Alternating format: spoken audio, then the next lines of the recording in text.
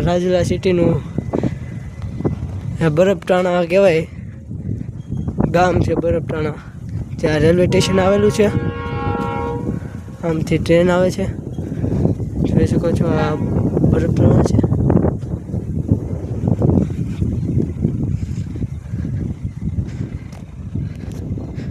રાજુલા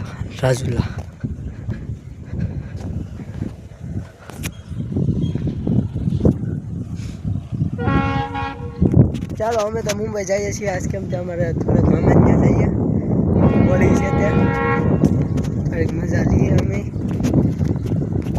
જવું છે, મજા આવે છે, એકદમ મજા.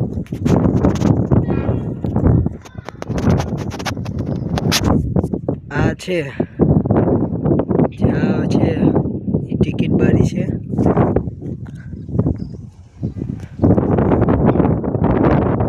ટ્રેન પર લેન્સ થાય છે.